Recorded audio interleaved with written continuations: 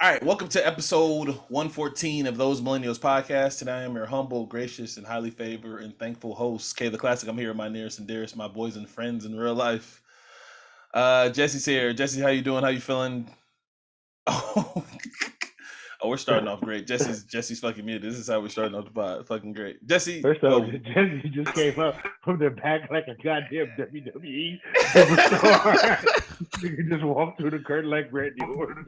great way to start the pod. Rail, how you feeling? How you doing today, man? How's your mental health? How's your pockets? How's your vibe? How you doing? It's a funny question that you asked that. Yeah, It's very funny that you asked me. You asked how you doing. That's very it's a very profound question. I like it. Thank you.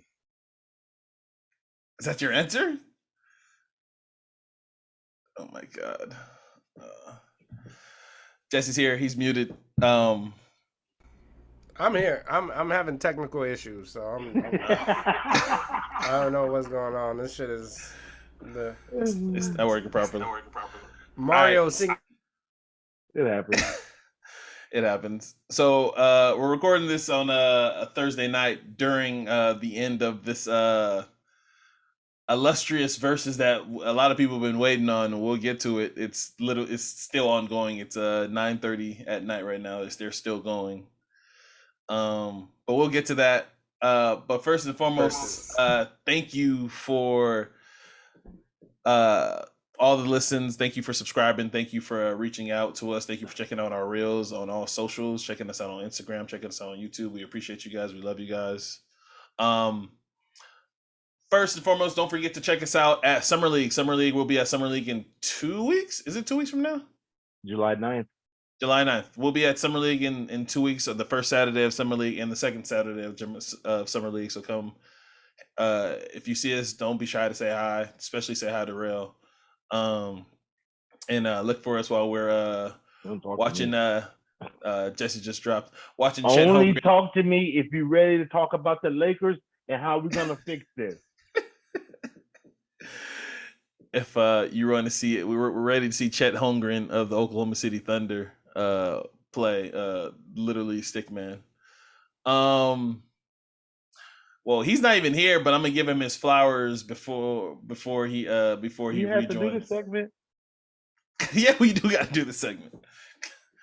All right, so obviously, the Golden State Warriors won the NBA championship in 6 games. We had a gentleman's bet.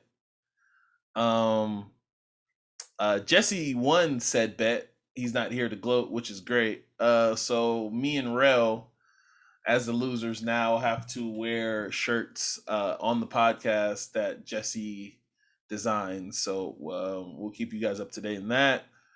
We'll see how that one goes. And Jesse's not here. I didn't say what year. Why are you such a bad sore loser, bro? I didn't say what year. You lose at a lot. Why you should be better at losing at this point. I didn't say what year. You do realize I lost too. I lost too. Kev, you don't care at this point. You know what I'm saying? You're kamikaze. You just going in. You just going in. No matter if you win or lose. You got nothing to gain either way. Basically, that's how I feel. Sheesh. Hold on. But Verzuz. So obviously, like I said, we're recording this during Verzuz.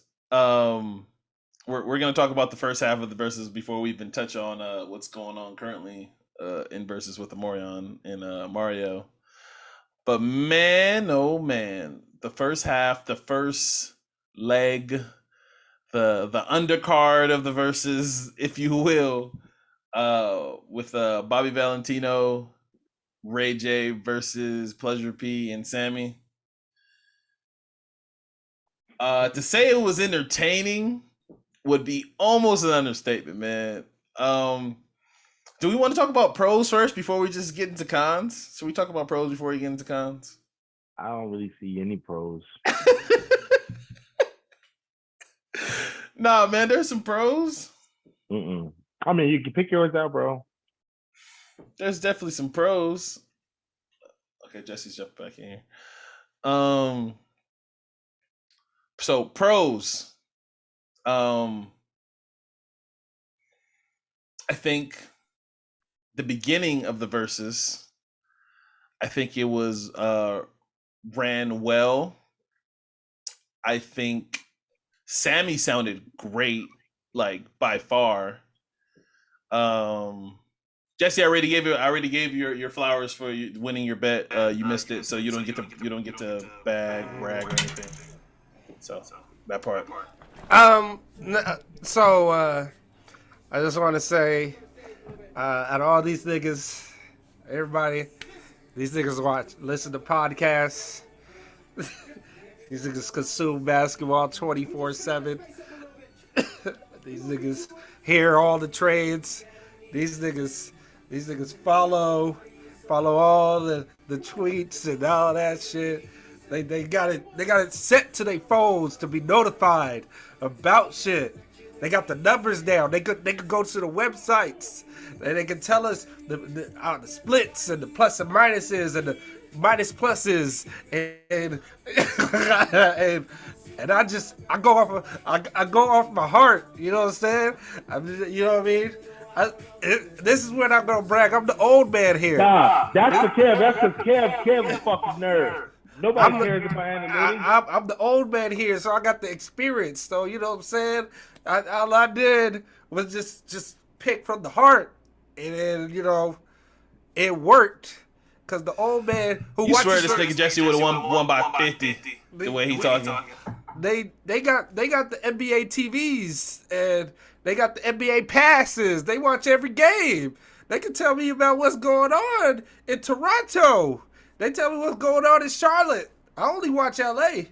You know what I'm saying? I watch some of the the nationally televised games on TNT sometimes when I can catch them. You know what I mean? But these niggas got it all. You know what I mean? And I'm the one that won. You know what I'm saying? I pulled it out. I pulled from a plumes. Just went there and just said, let me choose what I can choose. When did you get country? What the fuck just happened right now? I'm just telling you, it's ancestral that I was able to pick this from here. You know what I mean? I just, just want to let y'all know the shirts are coming. I don't know nothing about basketball, you know what I'm saying? Not like these niggas, you know what I'm saying?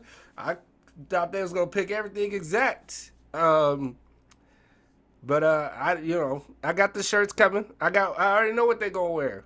All right, just mute real quick. I'm gonna talk to Real right this. Real, this nigga Jesse is an evil genius. He purposely made it echo so we can't rebuttal back to him just saying all that bullshit he just spewed out of his fucking mouth. He's an evil fucking genius.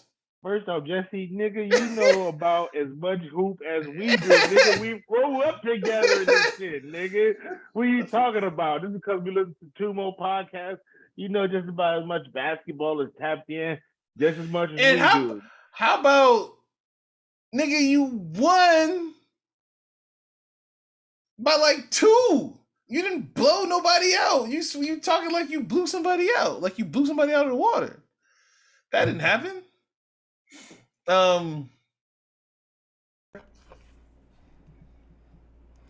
Say that sentence one more time, Kev. I said you speaking like you blew us out. Like no, wait, no. You said you won. You won. But you're exactly. It don't matter how many points. It don't matter how many points. It don't matter. The points don't matter. It's about the W's around here. It's my fault. It's right. You're right. I should never believed in top 5 Jason Tatum to take it to 7 games. Anyway, Jesse, you and I have been watching I already told the audience about we've been watching the first half of Verzuz. So I want you to speak and talk about all the shit you was talking in the chat. I'm gonna mute and I'm gonna just let you get your shit off and we'll start with pros, and then we're gonna work all the way to the cons. Start with pros. I started by saying Sammie sounded great. Sammie sounded amazing.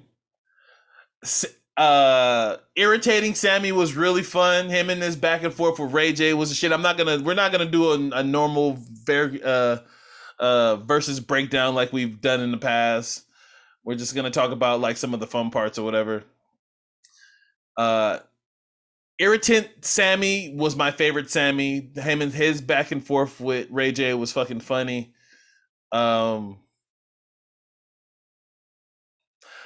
It kind of Sammie came in there with a plan. You could tell he went in there to get under. He was like Draymond-esque. He went in there to try to get under Ray J's skin, which didn't take a whole lot because Ray J was on. Sammie was getting annoying. I would say that. You're right about that. But you said pros. The DJ did a great job warming the crowd. That's a good way to start. DJ started.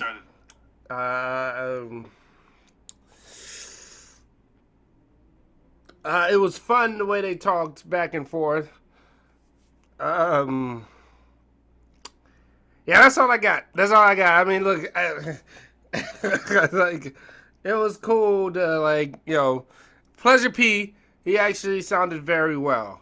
But I think he sounded very well because who he was compared to. Who else he was just out there for that check, bro. He's out there just trying to collect another,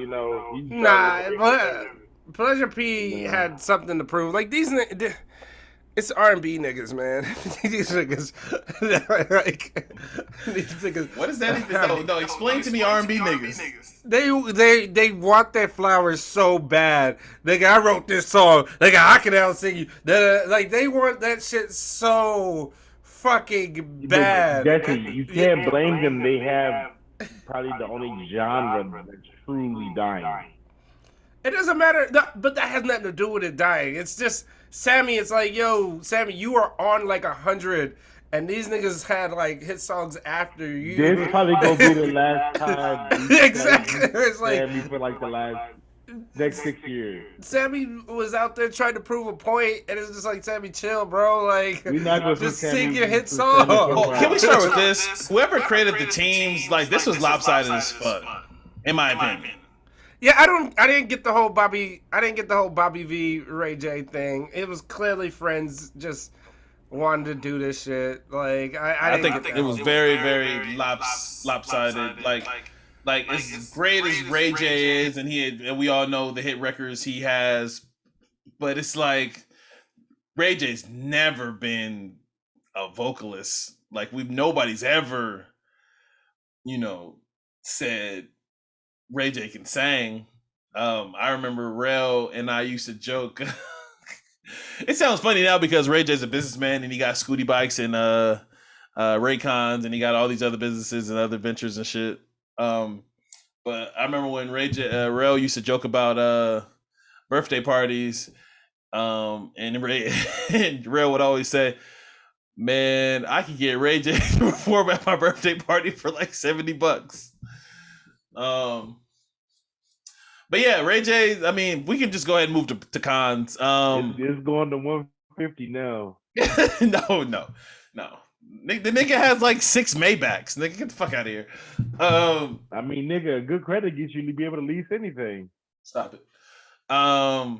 So cons. The sound was awful. The mics, they clearly didn't do sound check, which Pleasure P and Sammie admitted to, that there was no sound check. They clearly all needed a sound check, and this is another time. This isn't one of the first times that Verzuz have had this issue where their sound has been. I'm not blaming this on Verzuz. These niggas just came in and was like, okay, we're just gonna sing our songs. They didn't prepare in any way, fashion, or form. They want to try to blame Verzuz and all that shit. It was clearly y'all niggas didn't really prepare for shit. You know what I'm saying? And it was just one of those things where it's just like, y'all want to make excuses. You didn't warm up your voices. You didn't do anything. Ray J had dancers that didn't dance. Like that was on the wrong side of the stage during Sammie's first song. See you through the phone. I mean, running across the phone. I'm sorry.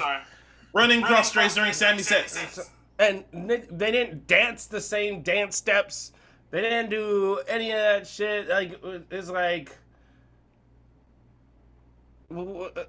it was a joke.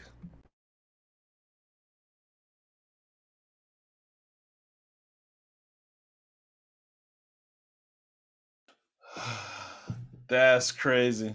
So any other cons that we can think of off the top of our heads? I mean, since we're already there, Ray J's vocals just, not it. Him blaming his son for the lack of his vocals.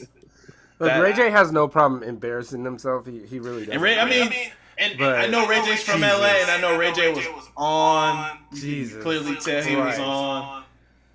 Jesus Christ! When he started singing, like obviously off of his first song, the nigga started prancing. The way he was dancing, it was like, nigga, you are gone. Off of his first song, you could tell this nigga wouldn't be able to sing any of his songs. And then he decided to sing One Wish, which I know it was fucked up what Sammie was doing. He let Sammie sing it better than him. Nah, it was fucked up what Way Sammie was doing. It was fucked up what Sammie was doing when he started singing the song before he can even, like, Ray J can sing it and do his next song. But then Ray J decides to sing One Wish, and he sounds horrendous. And it's like, you should have just let Sammie sing your shit. Or Brandy was there. You should have brought Brandy. Let Brandy sing your shit. Like, let Brandy sing the shit. That was horrendous. That was just, like, none of them niggas sounded good. Like, Sammie sounded good on certain songs, but obviously when it came to actually singing, he couldn't really sing. Pleasure P, I never looked at him as the vocalist, but he sounded in his zone. Yeah, like he sounded fine. Oh, can we get to Bobby V? Bobby V. Tell me. It's the only person we haven't talked about. Bobby V. How often does Bobby V shave his arms? Let's talk about that for a second. Rel been asking for a Bobby V. Where Rel at? He been asking for a Bobby V fucking verses, and this is what we got. This is the bullshit we got. Nigga kept singing all his favorite songs. This nigga literally sang a hook to a song and try to act like that's a song. Nigga, get the fuck up out of here. Nigga, we don't want to see you play the piano. We don't give a fuck, Bobby V. Oh, we gonna do some real R&B shit. Stop! You can't sing. Nigga got into the crowd, and it was like, nigga, you are the only one that he really just... Nobody was singing with him in the crowd. Even, like, I'm not even trying to talk about... Charlie didn't know what the music was. That shit wasn't vibing, because I was. He was the only one. You and him. You were the only two vibing. You were the only two vibing. I know what it is. I know what it is. On B. I know what it is. Rail got to stick for niggas with curls in his head. Like it's like the black nigga curl community. They stick together. So it's like the niggas with curls. They got to stick together. Yeah, post a picture of you with the curl. Stop playing me, nigga. The black nigga curl community. If Rail had to talk Capo, if he was to shoot at Bobby V, he would be, thrown into the dirt, thrown into the desert. But yeah, man, Bobby V wasn't it. It was entertaining though. It was dope. I laughed. I lost my voice. I sang. I laughed. It had entertaining moments. It had entertaining moments, but and awkward moments. It was like when Pleasure P was dancing with the dancer on the stage. Right. But that dancer was trying to get. That dancer was trying. If you watch her the whole time, she was trying to. She was trying to be part of the show. Yeah, she was trying to be a video vixen and get like front page. She was trying her best. And even at the end when she was trying to dance and nobody was fucking with her, and it was just like, yo, like, chill. But she was Ray J's dancer. And that was it. And this nigga pulled her and she is like, yo, you obviously was trying to get that attention, but whatever. Do you? All right. So that was the first act. So right now, currently, it's still going. But first and foremost, I'm going to start with an apology. Thank you. I'm going to apologize to Mario. I disrespected on Instagram saying he like this was gonna be a sweep. Not even a gentleman's sweep, like just a all like a Grizzlies versus Warriors blowout in playoffs by 30. I was wrong. Squeaky, shout out to Squeaky. I'm gonna give her flowers and her due because she told me Mario back in the day, literally. Jesse was talking about this. Literally, probably over 10 years ago, Squeaky was telling me that Mario had songs and hits that I wasn't aware of, and album cuts that I wasn't aware of that really go, and I just never reached into his catalog. I just never reached into his catalog like that. And he almost by far has, out of everybody that we've seen tonight, has probably the best voice out of everybody we've heard tonight. I just don't know some of these tracks. I'm not even gonna lie to you. I can't, and maybe that's just a me thing. Oh, just a clue in. Omarion has finally performed Icebox. He sounds good. Sounded way better than when he sang "Oh," and way better than when he sang "Touch," which are my three. He sang "Touch" first, right? He sang "Touch" first, which it just sounded really bad. But that was another issue. Like their mic sounded bad. He went with the live. He went with the live band. He went the once live, again, and also O started. He had the little thing in his. He had the mic. The cordless mic. And he kept saying he can't hear anything. But it's one of those things where it's like y'all niggas was late. This is like you were late. And you didn't do no sound checks. You didn't do nothing. And you just thought you could just step on stage and start doing your thing. And it's like, come on. Before that, I dropped the ball. They left D-Ray Davis out there to dry, bro. It felt like the Oscars moment where they're trying to like fill in time and fill in sound while they're waiting for other performers and acts to get ready and shit. They let D-Ray Davis out there to just dry and die out there, man. And D-Ray did the best he can. He started rapping, he started singing, he started freestyling. But that moment is always awkward as fuck. I'm not the hugest like D-Ray fan, but that nigga tried, man. He tried. It sucked. And it was just one of those things. That's why I'm like, at this point, you should. I mean, how long he was on stage. Trying to just keep the crowd in it. You might as well just let Omarion, Pleasure P, Sammie, and whatever still do their songs that they want to do. You might as well just let them be out there and still cook. Nah, you had to get them off stage. Them niggas had too many people on stage. Oh, they had to change over. That was Ray. Ray J brought his whole family and his whole entourage. That was Ray J's issue. Ray J decided to bring everybody that he knows to and not have a babysitter, and that's what Ray J chose to do. Ray J just wanted to have a party with his friends. Like that's really what it was. He was really on. I don't know. I didn't get this whole. He did his thing. I didn't really get this whole opening act shit. I didn't. Let's never do that again. I thought it was. I mean, there's gonna be. Let's never do that again. Or it has to be. We suggested this. We suggested this that there's artists that don't have big enough catalogs to do a regular 20 verses. So I thought the team thing was very smart. But look at what time it is, and these niggas are still going. Well, obviously because they're late. It's about to be 10 o'clock, and it's just like it's 10 o'clock here. That means it's 1 o'clock in New York. Like, what are y'all niggas doing? Y'all can't be showing up late. Almost not. Okay, let me just say this. The opening act can't show up late. The niggas was 45 minutes late. That's true. Y'all the openers. And then I didn't notice because the DJ was rocking. And then get mad that y'all getting. I'm sorry, Pleasure P. You're the opening act. This shit was rigged, nigga. You're the opening act. You're not supposed to be getting. You're getting upset that you're getting pushed off the stage. That's the first nigga that should have been there on time. Was personal P. Like you're the opening act. You're supposed to. Y'all niggas did come on time. If y'all wanted to do all this shit, Come on time. Number Nigga, one. Number two, yeah. you're the opening act. Of course, when they shut you down, they shut you down. Swiss Beats literally said, all right, it's time to make the call. That nigga made a call to shut these niggas down. Like, come on. Because it was embarrassing.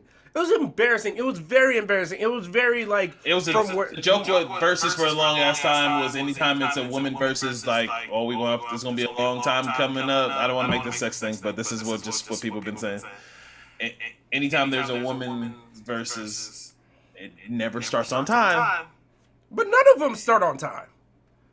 No, the old motherfuckers did. The Isley brothers. Oh, well, then, of course they started on time. Watch your fucking tongue. Yeah, but What I of course said? they started on time. Of course they did it on time. Why my tongue? I said they started on time. You said old motherfucker. Old niggas. That's what they are. Legend. Oh, okay. They're legends. Pioneers. They're old legends. They're old ass niggas.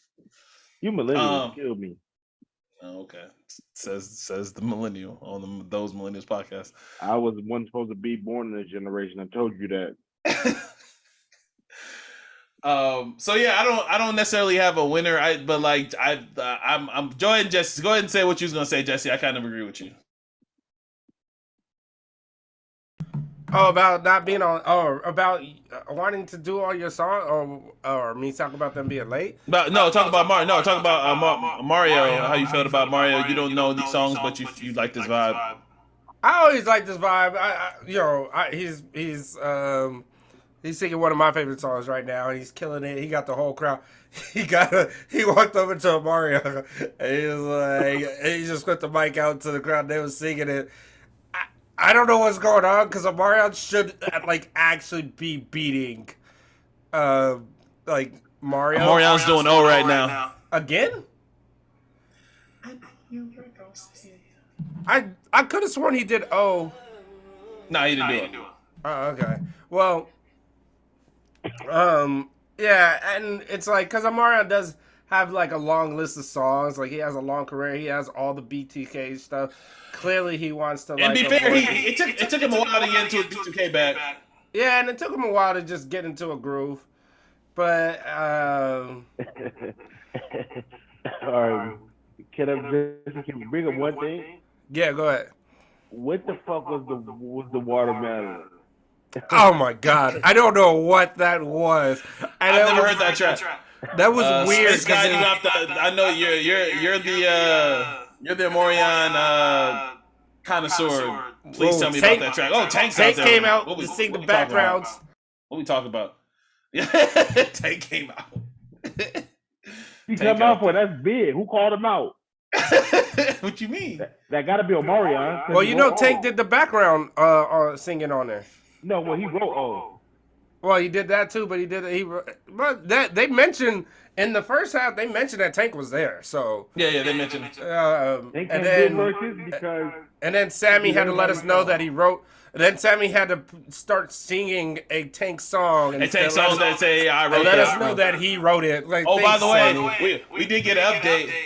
My man Pleasure P wrote Lollipop, one of Wayne's biggest commercial hits. He wrote the. Let's be careful. He wrote the hook. He wrote the hook. Yeah, like. Yeah, that's right. Let me like a lollipop.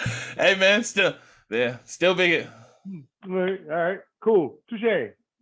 Fuck my dick. Fuck that nigga. Tank is singing the song better than Omarion right now. Take an asshole. Mario just did the most R&B niggas, as Jesse said right now, thing in the world right now. R&B niggas. But all right, if y'all done talk about this, we can talk about this at the end. If you guys want to talk, go ahead and move on to what everybody was talking about at the beginning of this week. The Honestly Nevermind album. Give me 10. Get your shit off. Get your 10 minutes. You know what? What Honestly Never made. I would just say this, and Clips really, podcast guest, legend, producer extraordinary Clips. He said this is his 808 Heartbreak, and I really felt like, as a Kanye fan, Like that was disrespectful. Like, yay, when he made 808s, was creating a sound, was creating a movie, it was a picture, it was creating sounds with he was moving shit. Like it was creative. We may not have liked it.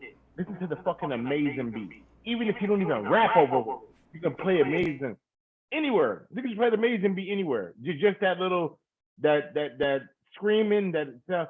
This shit just sounds like some fake EDM techno shit. It sounds like what I'm gonna hear at these pool parties. No, yeah, it's fake. It's not. No, because it sounds like what the pool parties who don't want to play hip hop in Vegas for some reason. They don't want to play hip hop in Vegas, so they got to play this EDM shit. And now that's all what it sounds like. Half of these songs don't even make fucking sense. You can't say this is a passion project, Drake. When you told us your whole career you were a top 5 rapper, my dude. You told us that. This is my problem. This is my issue. So can I speak now? Go ahead. So you haven't liked Drake's last 2 projects, right, bro? If I remember correctly. No, Certified Lover Boy was all right. I mean, honestly, I like Scorpion better than Certified Lover Boy. Which is saying a lot because you didn't really like Scorpion. Yeah, but I mean, no, but actually Scorpion grew on me though. Scorpion grew on me. All right, so you wasn't a fan of Certified Lover Boy, and do you remember what your reasoning? Because I remember your reasoning for that. Do you remember? I remember everybody's reason on that pod because I remember everybody's reason. It was just too many features, and there was not enough. It was not enough Drake verse.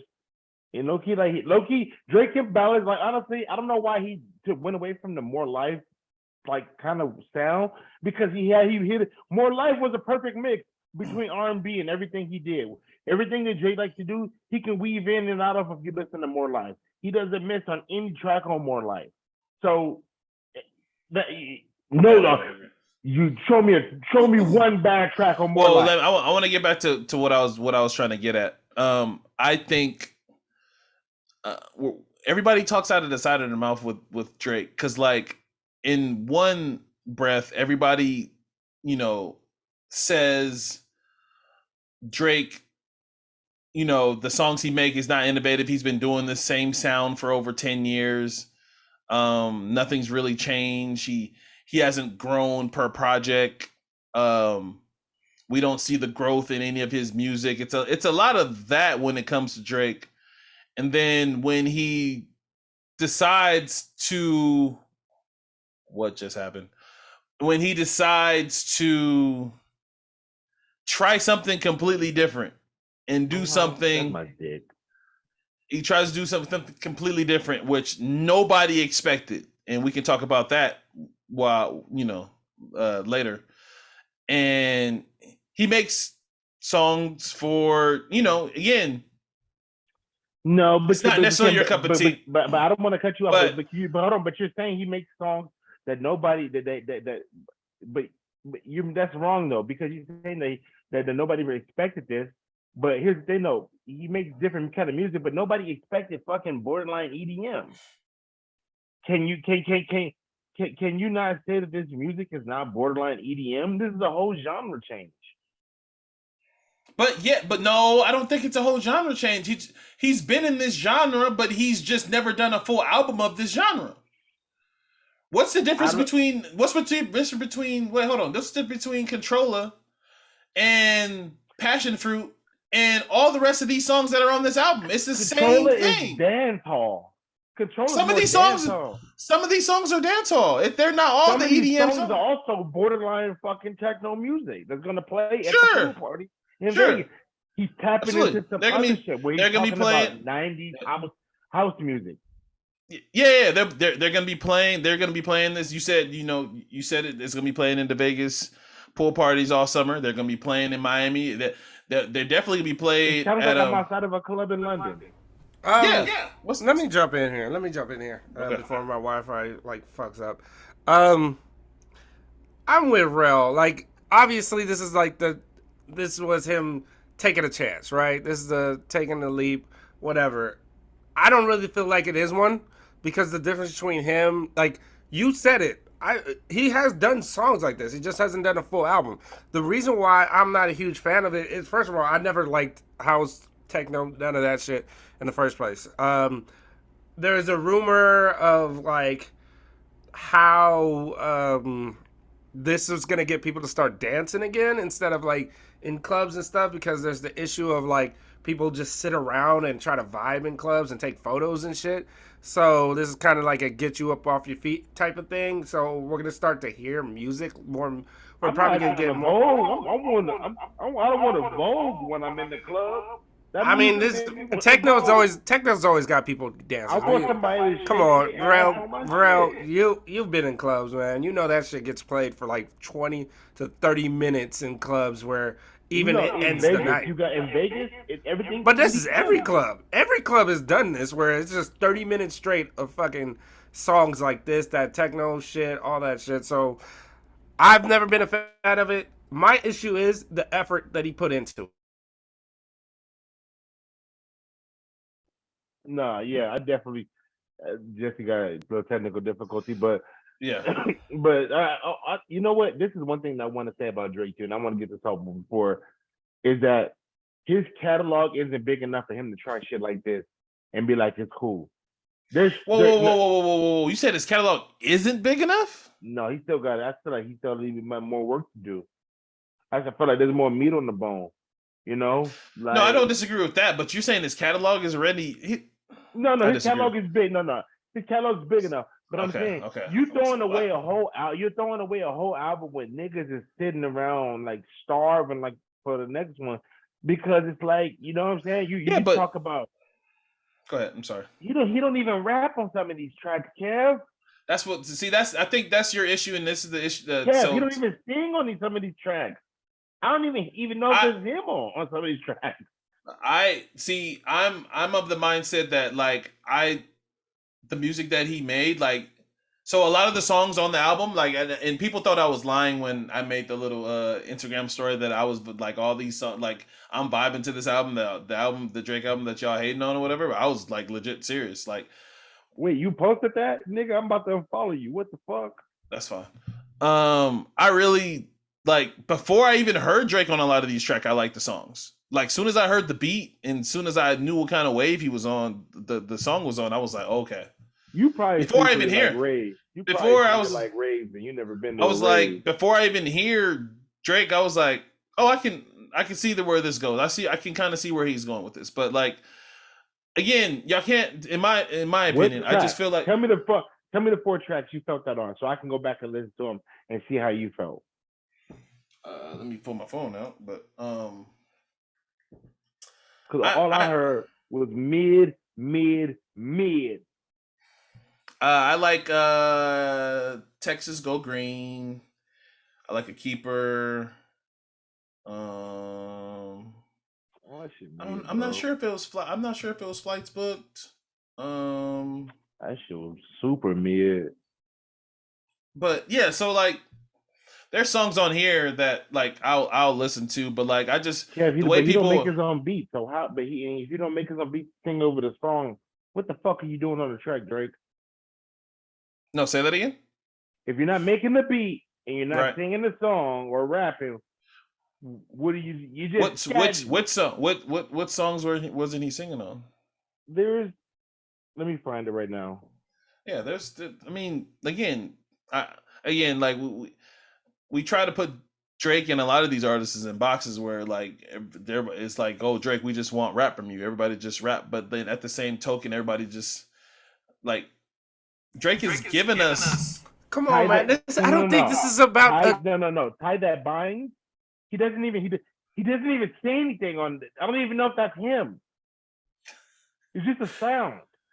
He's had other songs where people accuse him of it's not being him on there as well. So like that one. I don't even know if it's him on that.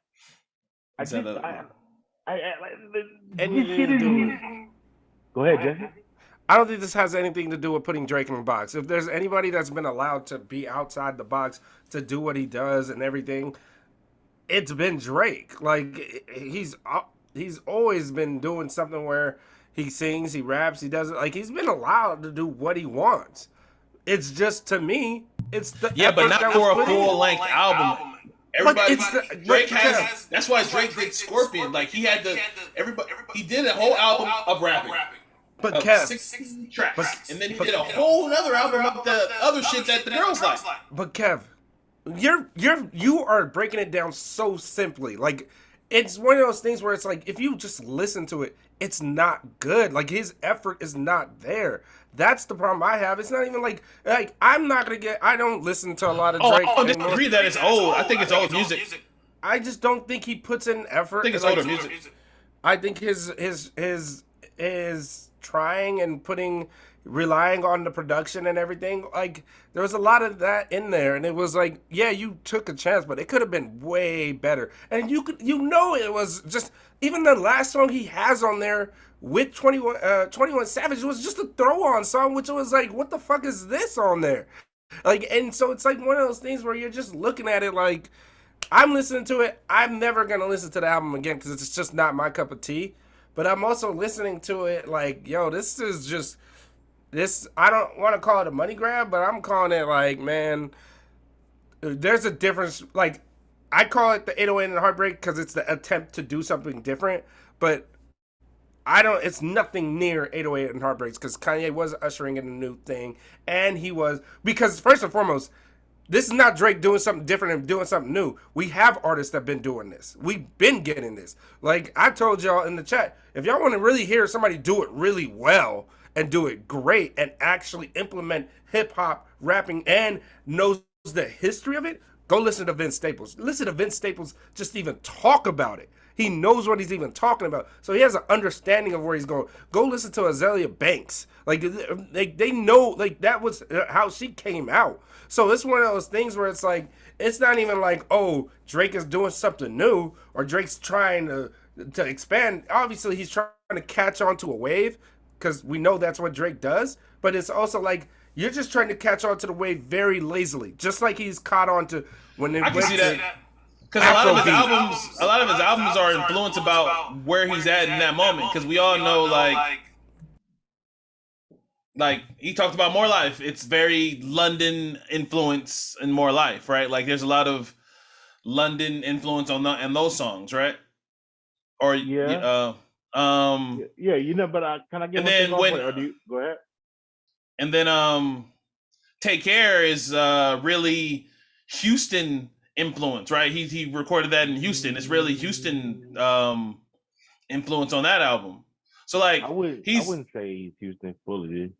No, not fully. No. I'm not. When I say that, I'm not saying every track because like same thing for More Life. But you can't. Nobody tell me that Drake wasn't influenced by Afro beats and all the sound they got in London off of why can't I think of the album we used to talk about again? Which one? More Life. I got one thing to get off. Go ahead. But I would just say, I just really think ultimately the lack of talent, not to say Drake's not a talented artist, but I think at certain points you get a point where it becomes, when you do it too much, it becomes watered down and it's hard to, especially when you're riding the bait, you're riding like Drake. Drake lives off his production. You don't see Drake working with different artists. He lives off what 40 does. If 40 was to ever say, I'm going to sign with somebody else, we may not ever see Drake again. So, but I'm just saying, I just think low-key he was just running out of material. I just think he realized the raps was running out. I don't believe he was getting Ghost Road for this whole time. I do believe the raps are running out. I do believe he's at the end of the rhyme book. You know what I'm saying? I don't know how much. I don't know. I think he's at the end of the rhyme book. I don't know, but there ain't much like anytime he gets over, he's like, I'm so unmotivated to rap this whole thing. Go do something else, my nigga. Stop calling yourself a top 5 hip hop head. You can be creative also in rap. Cole got creative with one of his my personal favorite Cole album is his most creative is For Your Eyes Only. And he rapped and sang and he did everything on there and was able to still be one of his lyrical assassin self. Drake, you call yourself in that category.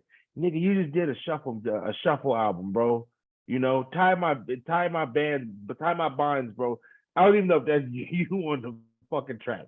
So kiss my ass with this shit, and you're not top 5, bro. Listen to that fucking logic. That logic is nice. That's what I've been spinning. That's what we really need to be talking about, is that how good that Logic album was. Vinyl Days. That shit is good. You muted, Kevin. Do you guys have anything you guys want to talk about the Beyonce track before we move on to, or we can get out of here, unless anything else anybody has to say about anything? Yeah, else? Beyonce. I didn't hear it. Weird as fuck. I just want to know.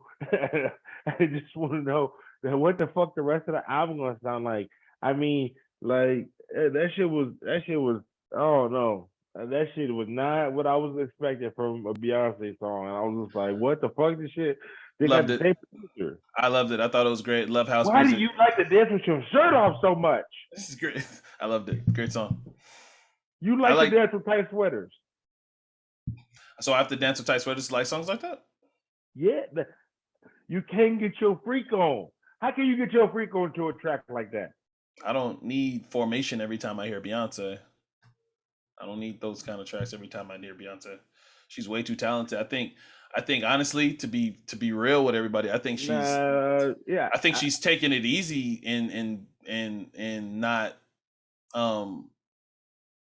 push the envelope hard enough as talented as she is. I think this is dope. And she's trying to bring back a sound. So like everybody loved when Bruno and Anderson .Paak brought back an old sound. Why can't Beyonce bring back an old sound? First off, nobody asked for 90s house to come back. Nobody asked for that shit to come back. Nigga, funk rock has always been wanted. And nigga, so you can play funk rock today, if you really want to ask a question. I'm on this vibe. I just think Beyonce fans just been so starved with fucking music. Charlie could have put just a sample, and everybody would have just said it would have been the greatest track ever. It doesn't matter what she puts out. Nobody's gonna be critical of Beyonce. Nobody's gonna say the track sucks. It just was unexpected. You know, I'm not. I mean, I hope the rest of the album are better, but.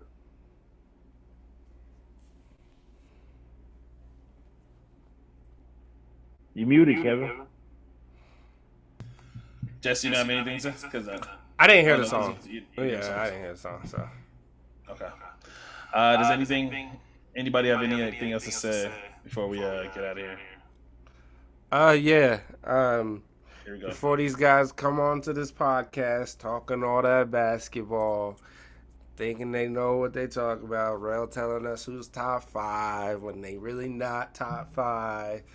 Kev over here telling us who should win and who should have won, and damn, I didn't know this person was gonna do this. I've never admitted that I'm good at picking games, but keep going though. Just want to let y'all know your boy won, and I got some shirts coming for him. But I'll take some suggestions from anybody. If anybody got a suggestion, what is something that Kev's shirt should say? I already got something for the rail. It's already going to be like not top 5, Jason Tatum, the Dallas Cowboys, Dak Prescott. It's going to list who's not top 5 for him. That's cool. I told Kev I didn't pick a year, so good luck with that. I can't believe Rel is such a terrible sore loser when he loses all the time. Before we get out of here, I'm going to be a nerd real quick. Thank you. I'm gonna be a nerd real quick before we get out of here. The Obi-Wan sequel by Disney Plus. Amazing fucking job. You cleared up a lot of plot holes from my childhood. Hopefully, a lot more people respect the prequels, because I know there's a lot of prequel hate out there with the first 3 Star Wars movies. You got Obi-Wan shirt on too. I know. It was great. I loved it. I don't want to spoil anything if you haven't already watched it, but I'm satisfied. I'm mad that it was only 6 episodes and there's no second season, but you know, I don't want them to stretch it and do anything more. I thought it was fucking phenomenal. Thank you. Thank you. That's it. All right, low key. Let me jump in. Sister dies. Let me jump in with a show. Stranger Things. Y'all did y'all goddamn thing. That first half, oh man. Yes, sir. Stranger Things. I was nervous. They fucking killed that shit. I'm waiting for the. But I will say this: soon as Stranger Things is done, I'm canceling my Netflix subscription. Oh yeah, it's got to go. I don't even think there's anything I want to watch other than that. Oh no, I gotta finish Peaky Blinders first, but yeah, and then yeah, I'm done, man. I'm done with Netflix. Yeah, Netflix. It's not gonna last the end of the summer for me. Yeah, so but Stranger Things, y'all did y'all thing. Well, no, you gotta wait because there's still another season afterwards. This ain't the final season. No, there's one more season afterwards. That's bullshit. Well, I'll give. Yeah. Can I ask you one question before we go? Yeah. How many days you gonna take to listen to that Chris Brown album? 25 tracks. Shit, that's probably gonna take me a week. I wasn't planning on listening to it, but It's gonna take me about 3 months to get that. his last album. I don't think I ever got through his last album. So, and what was on there? There was like 60 tracks on there, right? Yeah, I mean it'll be out today. Well, just whenever this come out. So 25 tracks for you. Get it. I can't wait to listen to that. That's the album I've been waiting for the longest. Chris Brown. Yes. Okay. Thank you. First and foremost, thank you for being a subscriber. If you haven't subscribed, what are you doing? Please subscribe to the pod. We love you. We appreciate you guys, all our subscribers. Don't forget to check us out on YouTube. Check us out on Instagram. The Verzuz is still going on. We're still recording, and Omarion is currently doing "Hold Me Down." So we're gonna get to this music, and we hope you guys have a good night. Yeah. Check you guys out. Look, they need to go ahead and end this. Like, it's still good, but it's like, y'all niggas, if y'all was planning to do all this, y'all should have started at 6. Like, what was the whole pre-show shit or the opening act shit? Like, This wasn't for niggas that was gonna go to sleep at 10 o'clock on Thursday. Like me, who's planning to go to 10 o'clock, who's planning to go to sleep at 10 o'clock on Thursday. But yeah, we're those millennials, and we're out.